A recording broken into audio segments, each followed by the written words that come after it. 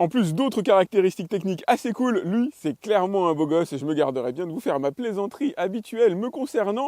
Vous avez des yeux pour l'observer. Bienvenue sur Avis Express pour le test du vélo électrique Urtopia Cord. On devrait presque parler de fuselage pour ce vélo réalisé en aluminium. Il est composé de lignes fluides et filantes sur les parties extérieures au niveau de la roue et comme je vous le montrais il y a une seconde au niveau de la selle. Tantôt droite sur la partie supérieure du vélo, tantôt courbée sur la partie inférieure.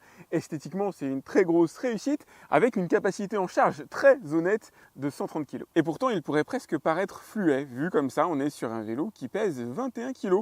Un poids relativement raisonnable, mais j'ai déjà vu plus léger. J'ai déjà vu plus lourd aussi, et sans être un accro aux salles de musculation, franchement, ça reste ultra raisonnable, surtout quand on a l'habitude de tester des fat bikes à plus de 30 kg. Il a vocation à faire penser à des touches de piano, alors c'est vrai pour les couleurs noir et blanc, pour le reste c'est un petit peu plus subjectif. Une des excellentes idées de la marque, c'est de le produire en deux cadres différents, pouvant séduire des publics différents, probablement segmentation hommes et femmes, un cadre haut comme vous l'avez ici, et un cadre sensiblement abaissé. Côté pneumatique, on est sur du 70 cm de diamètre, 4 cm de large, avec un liseré réfléchissant tout autour. Autre côté très cool, ils sont équipés d'une bande anti-crevaison et de garde-boue, même si là je ne les ai pas encore montés. En position arrière, deux informations notables, la présence du dérailleur bien sûr, avec 8 pignons, un plateau et surtout la présence du moteur 250 watts. Pour 36 volts, c'est écrit dessus. Traduit en termes légaux, ce vélo respecte la réglementation française, moteur de 250 watts, pas d'accélérateur sur le guidon, vitesse max de 25 km/h, le compte est bon. Si on revient sur la partie design, j'apprécie le chic des poignées marron, alors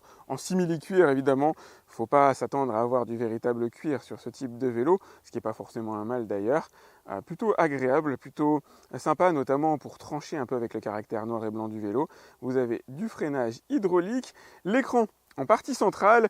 Alors c'est un écran à LED au sens propre. Vous pouvez voir les LED, les grosses LED qui ne sont pas toujours extrêmement lisibles, qui vont vous donner pas mal d'informations. Écran qui fait pas mal de bruit. Lorsqu'on le sollicite avec par exemple les commandes ici que vous avez pour venir régler les différentes vitesses, il fait du bruit, vous avez bien sûr un klaxon et les constantes habituelles d'un vélo. À droite, bien sûr, outre l'autre frein hydraulique, vous avez accès au dérailleur. Côté sécurité, outre les bandes réfléchissantes, vous avez des catadiopes sur les roues arrière, roues avant. Vous avez feu à l'arrière et à l'avant. Et niveau confort, une selle qui est pas mal du tout. Celle qui se monte évidemment pour accueillir des gabarits allant de 1,70 m à 1,95 m. Pour propulser le tout, fallait une batterie, elle est presque intégrée à l'intérieur du cadre, elle est amovible, vous pouvez donc la recharger chez vous indépendamment du vélo. Batterie de 10 ampères-heure, vous savez à peu près tout sur la partie technique. C'est parti pour le test et on commence par le confort. Bon, ça ne vous aura pas échappé, on est sur un vélo de ville, dit-il, plein de candeur. Effectivement, un vélo alors qui est très beau, mais sur lequel on est globalement plutôt bien installé, notamment grâce à la selle. Et ça m'a étonné. En règle générale, j'ai toujours une crainte de tomber sur des vélos avec des selles qui manquent un brin de rembourrage, surtout sur ce type de vélo. Là, pour le coup, c'est pas le cas. On est très bien dessus. Alors, il n'y a pas de suspension, évidemment, c'est pas du tout la vocation de ce vélo. Mais dès lors que vous restez sur des routes goudronnées, comme c'est le cas à cet instant précis, on est bien, on est clairement très bien. Le vélo absorbe quand même une certaine partie des aspérités, c'est pas sa fonction, Il va pas circuler sur les pavés, il n'a pas vocation à vous emmener réellement dans du tout chemin, même s'il est possible de sortir comme ça occasionnellement pour le plaisir des sentiers battus, ce que je vais faire d'ailleurs dans un instant, histoire de ne pas rester sur la route pour vous parler. On est donc bien installé, on est position dos droit comme vous pouvez le voir. Alors j'ai une position dos droit, relativement dos droit, on n'est pas trop avachi, pas trop sur les appuis en avant, c'est un vélo qui a une certaine vocation à avaler du kilomètre de par sa batterie. Je vous donnerai le niveau d'autonomie que j'ai pu obtenir tout à l'heure. Pour vous aider à avancer, cohabitent deux systèmes. Vous avez bien sûr l'accès au dérailleur Shimano 8 vitesses et les différents niveaux d'assistance électrique, les réglables à partir du compteur que vous avez sur le cadre, enfin sur le guidon.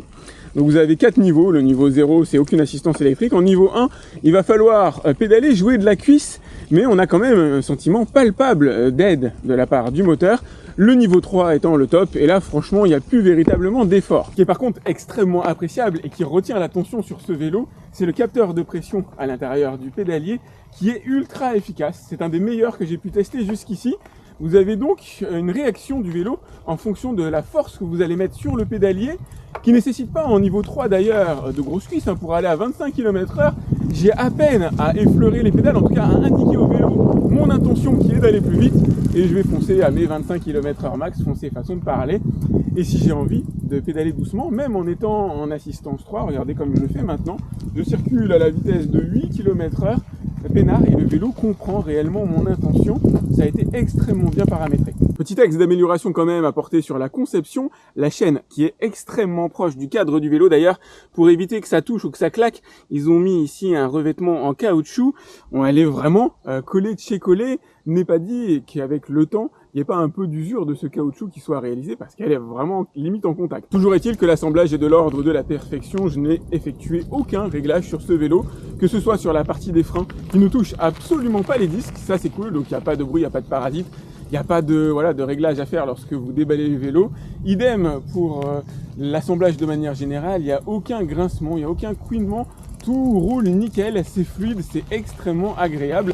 Et même là, sur une route qui n'est pas particulièrement taillée pour ce vélo, finalement, on se sent relativement confortable. Alors, ça reste pas la route la plus difficile du siècle, évidemment.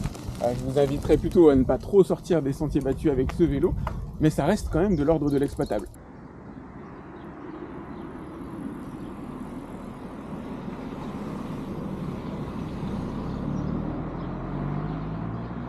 Abordons maintenant le chapitre de la vitesse, de la puissance moteur qui se trouve en position arrière, moteur de 250 watts, respecte la réglementation française. La vitesse respecte elle aussi la réglementation française, que ce soit au compteur, où on a une vitesse limitée à 25 km/h, contrôlée au GPS par mes soins à 24,2 km/h. J'aurais aimé me rapprocher un petit peu plus des 25, mais enfin bon, ça reste encore raisonnable. Moteur de 250 watts qui ne peut pas faire de magie évidemment, mais largement suffisant pour vous tracter avec assez de puissance, quel que soit le mode que vous allez utiliser. Alors en mode 3, atteindre les 25 km/h se fait extrêmement facilement. En mode 1, forcément, il faut jouer un peu de la cuisse. On va perdre un peu de vitesse lors de montée. 250 watts, ça ne fait pas de miracle. 36 volts, forcément, on n'a pas une très grosse puissance à la clé, mais on en a suffisamment pour se trouver à l'aise avec ce vélo, pour ne pas avoir, si vous n'en avez pas envie, ce qui peut être assez fréquemment mon cas, à jouer de la cuisse. Si véritablement vous l'achetez à vocation pour vous déplacer sans avoir à effectuer de gros efforts, le vélo est parfaitement taillé pour ça. Et si à un moment donné, vous voulez mettre un coup de cuisse aussi, il l'est. Et le fait qu'on soit sur un vélo relativement léger, avec un cadre comme ça, assez fluide d'une certaine manière, des pneus surtout fins, en ville permet d'utiliser le vélo sans avoir à utiliser l'assistance électrique. Si à un moment donné vous tombez en rate de batterie, ou si tout simplement vous voulez l'utiliser sans assistance, histoire de faire un peu de sport, ça fonctionne aussi. Le vélo est déplaçable, contrairement à par exemple un fat bike, où là il faut être quand même sacrément motivé. Niveau freinage, du bon matos a été intégré dans ce vélo, c'est le moins qu'on puisse dire. Vous avez bien sûr des freins à disque situés à l'arrière et à l'avant du vélo, d'ailleurs de part et d'autre du cadre. Frein hydraulique. Et c'est vrai que l'hydraulique, je vais pas dire qu'il y a de ça de vrai, mais je vous le dis à chaque vidéo, c'est extrêmement agréable à manipuler. C'est réactif, y compris en situation difficile, c'est top. Et effectivement, ce vélo-là vise le top. Il a pour vocation de venir concurrencer du vent de mouf, etc. Donc forcément, il ne fait pas l'impasse sur ce genre de technologie. Mon test de freinage habituel, je vais à la vitesse max de 25 km/h. Je freine à fond pour atteindre 0 km/h et je l'ai fait avec une performance tout à fait digne des meilleurs vélos que j'ai pu tester jusqu'ici. 4 mètres pour m'arrêter, c'est parfait, c'est très bien. Sachant que il va entre 25 et 24 km/h en réel. Il y a une petite subtilité à ce niveau-là, mais quoi qu'il arrive, une distance de freinage de 4 mètres, c'est extrêmement raisonnable. En tout cas, on est dans ce qui se fait de mieux. Niveau autonomie, il y a une batterie de 10,4 Ah à l'intérieur de ce vélo, pas la plus grosse du segment, mais qui rentre parfaitement à l'intérieur du cadre. Elle a au moins ce mérite-là, et je vais vous montrer ce que j'ai pu parcourir comme distance.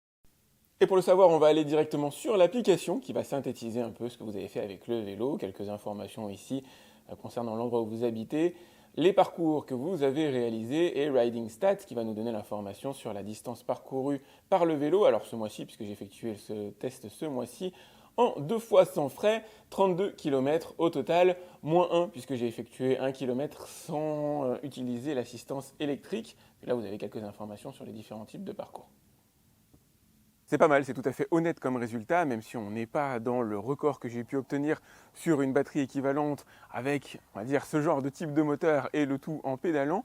Ça vous permettra de faire grosso modo une trentaine de kilomètres, sachant que c'est sans effort. L'objectif, c'est véritablement d'utiliser l'assistance niveau 3, de faire le moins d'efforts possible pour vous donner vraiment l'autonomie minimale que vous allez obtenir. Si vous vous mettez à pédaler, si vous utilisez l'assistance numéro 1, à mon avis, vous pouvez assez largement doubler cette autonomie, sachant aussi que le vélo conserve sa vitesse de 25 km/h tout au long de la durée de vie de la batterie. Lorsque vous êtes en fin de vie, il n'y a vraiment que dans les dernières minutes où vous allez avoir une décroissance, je dirais, de quelques kilomètres/heure.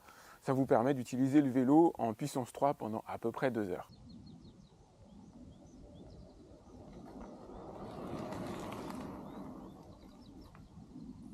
Même si on ne peut pas le qualifier de haut de gamme officiellement, notamment parce qu'il a un grand frère réalisé en fibre de carbone, et je vous le donne Émile, il s'appelle Urtopia Carbone. Je viens de faire une blague de vieux, désolé. On est quand même sur un haut de gamme dans l'univers de la promenade qui a vocation à faire mal à la concurrence, et effectivement, c'est ce qu'il va faire, il est moins cher. Alors, toute proportion gardée, effectivement, on n'est pas non plus dans un univers, vous l'aurez compris, de vélos accessibles à tous, mais c'est vrai que par rapport à sa concurrence directe, il se positionne plutôt bien. Le design est top, franchement, il est, alors je ne vais pas dire à tomber, mais il est très beau ce vélo, il est relativement léger. Là-dessus, il fait l'impasse effectivement sur certains éléments en carbone qui auraient pu alléger sa structure, mais ça reste encore raisonnable. On a une bonne autonomie, pas la meilleure du segment, effectivement, batterie détachable. On est sur un vélo assez confortable à utiliser. La selle est plutôt agréable. Alors, il n'y a pas de suspension, il y a des éléments sur lesquels forcément qui ne correspondent pas à ce type de vélo. Vous ressentirez certaines aspérités de la route, voilà, les dodanes, alors les bosses, les machins. Forcément, tout passe à travers votre corps, quoique la selle absorbe quand même un peu. Les pneus de 26 pouces aussi offrent une certaine largeur à ce niveau-là. Mais bon, on n'est pas dans le vélo type confort, on n'est pas sur un fat bike évidemment. On a des performances correctes, notamment sur la partie capteur de pression. Il est génial. On a l'impression que le vélo devine ce que vous avez envie de faire. Il réagit réellement à la moindre variation de pression. Et il n'est pas comme sur certains vélos difficiles d'obtenir la vitesse de 25 km/h. Il y a certains vélos où il faut véritablement appuyer et montrer une intention marquée pour avoir cette vitesse de 25 km/h. Ici, il vous suffit de vous mettre en mode 3. Le vélo comprend que vous avez envie d'une véritable assistance. C'est un peu comme ça que je l'ai utilisé la plupart du temps. Et il est capable de circuler à 25 sans effectuer le moindre effort dans les cuisses. Si vous voulez mettre de la patate, charge à vous, vous mettez en mode 1. Effectivement, là, il y a moyen de travailler les cuisses et finalement de faire du sport. C'est un très bon vélo, il est globalement très bien conçu, j'ai pas grand chose à lui reprocher. Encore une fois, la chaîne qui se rapproche pas mal du cadre, ça, bon, je sais pas si ça aurait pu être évité, ça arrive sur certains vélos, c'est pas le premier, mais bon, c'est pas le drame du siècle. Ne pas avoir à utiliser de clé Allen pour faire varier la hauteur de la selle aussi aurait été un plus. Par contre, c'est vrai que niveau style, il est plutôt sympa. Alors, il a un cache en caoutchouc, mais il faut utiliser une clé Allen si jamais vous voulez le prêter à un ami. La béquille aussi assez difficile à monter, il faut visser dans certains recoins. À part ça, c'est clair que c'est un bonheur. À utiliser ce genre de vélo, c'est un véritable bonheur. Si, voilà, le son ici, il faut que je vérifie si on peut le diminuer sur l'application, le son lorsqu'on change de vitesse, etc. Il y a une petite musique qui se met en toile de fond, qui fait quand même pas mal de bruit. Bon, au moins pour le klaxon, ça fonctionne relativement correctement. Il est cool. Franchement, qui a les moyens de se payer ce genre de vélo, je le dis fréquemment à l'issue de mes vidéos, va forcément se faire plaisir avec. C'est très agréable à circuler. Il s'impose et j'aimerais bien tester d'ailleurs la version carbone pour voir un petit peu, essayer d'estimer les différences entre les deux. Il doit être cool aussi. Le carbone pèse seulement 12 kg, c'est une véritable pune. C'est pour ça que je dis que voilà, pour l'univers haut de gamme, il y a encore un léger gap, une légère marge à franchir. Mais il est tout simplement très très agréable. N'hésitez pas à liker cette vidéo, c'est important pour moi. Vous avez le lien dans la description pour aller voir combien il coûte à l'heure actuelle. Ça peut valoir le coup d'aller jeter un petit coup d'œil si vous êtes à la recherche de ce type de vélo. Pas de miracle évidemment. Pensez donc à vous abonner à ma chaîne si ce n'est pas déjà fait. Si vous avez des questions le concernant, laissez-les moi directement dans les commentaires de la vidéo. Et moi je vous dis à très vite pour un autre test sur AviExpress. Salut!